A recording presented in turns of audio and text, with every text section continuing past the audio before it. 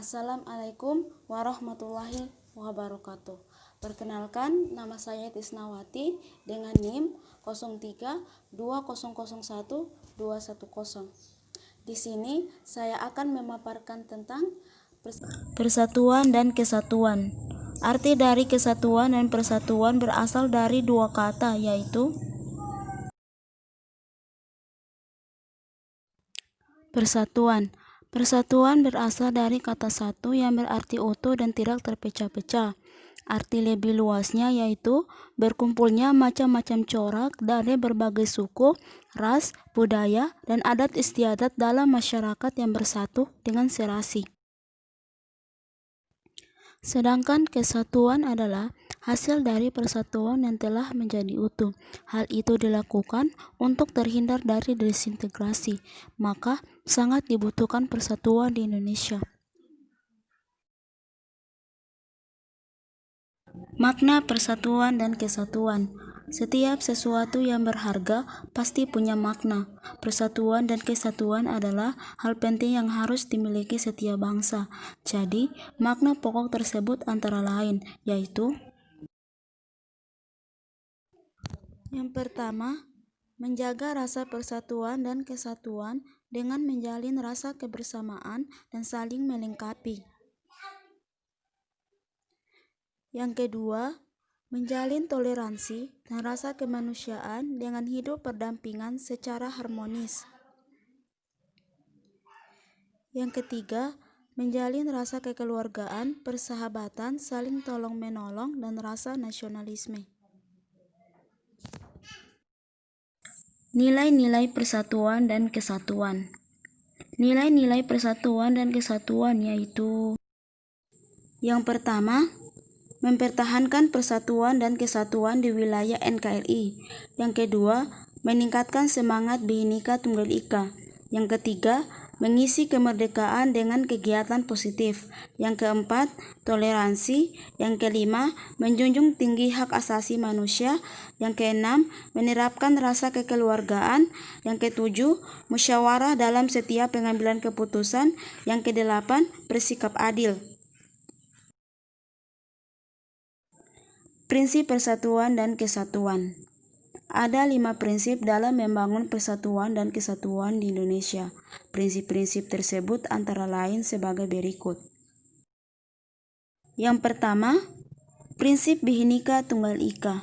Bangsa Indonesia terdiri atas berbagai suku, bahasa, agama, dan adat kebiasaan yang majemuk.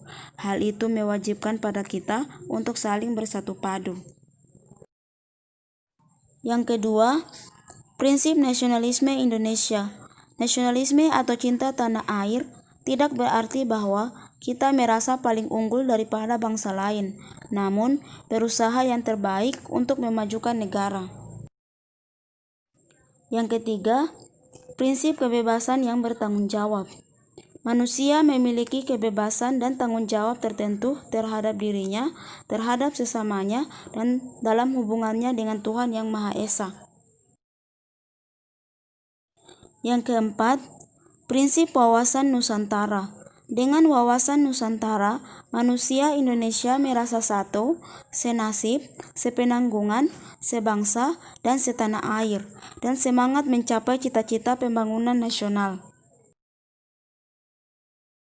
Yang kelima, prinsip persatuan pembangunan untuk mewujudkan cita-cita reformasi. Kita harus dapat mengisi kemerdekaan serta melanjutkan pembangunan menuju masyarakat yang adil dan makmur, sesuai dengan semangat persatuan Indonesia. Ciri perilaku persatuan kesatuan. Sikap berkesatuan dan persatuan dapat dicerminkan melalui perilaku yang terpuji dan menghargai sesama manusia. Berikut ciri-ciri penerapan perilaku kesatuan dan persatuan yaitu: yang pertama, membina keserasian keselarasan, dan keseimbangan dalam masyarakat.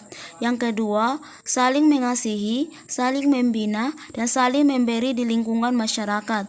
Yang ketiga, tidak menonjolkan perbedaan, melainkan mencari kesamaan pada suatu kelompok. Yang keempat, menjauhi pertentangan dan perkelahian. Yang kelima, membangun persatuan dan kesatuan melalui berbagai kegiatan. Contoh perilaku persatuan dan kesatuan antara lain yaitu: pertama, saling menghargai dan menyayangi antar sesama anggota keluarga. Yang kedua, selalu bertutur kata sopan. Yang ketiga, menjaga kerukunan dengan sesama anggota keluarga. Yang keempat, tidak memaksa kehendak orang lain. Yang kelima, membantu anggota keluarga apabila mengalami kesulitan. Faktor penghambat persatuan dan kesatuan. Selain menerapkan sikap persatuan dan kesatuan, sebagai warga negara yang baik, kita perlu mengetahui bahwa wilayah Negara Kesatuan Republik Indonesia begitu luas. Kebudayaan yang ada di dalamnya juga majemuk. Untuk itu, sebagai warga negara, wajib mewaspadai faktor penghambat dalam mempererat persatuan dan kesatuan. Beberapa faktor tersebut antara lain, yaitu: yang pertama, manusia Indonesia yang beraneka ragam. Penduduk Indonesia yang beraneka ragam dapat menjadi hambatan dalam membangun persatuan dan kesatuan. Namun, untuk mengatasi hal tersebut, sebagai warga negara Indonesia yang baik, kita sepatutnya dapat mengembangkan sikap toleransi yang saling menghormati antar agama, suku, ras, maupun antar golongan. Jadikan alasan untuk bersatu. Yang kedua, kurangnya kesadaran akan gangguan dari luar. Gangguan dari luar ini bisa berbagai bentuk. Salah satu contohnya ialah suatu daerah yang berbatasan langsung dengan negara lain dan lebih memilih menggunakan mata uang yang nilainya lebih besar sebagai alat transaksinya terhadap rupiah. Yang ketiga, ancaman, tantangan, hambatan, dan gangguan yang merongrong NKRI. Sebagai bangsa yang besar, Indonesia tentu mendapatkan ancaman, tantangan, hambatan, dan gangguan yang menginginkan perpecahan NKRI.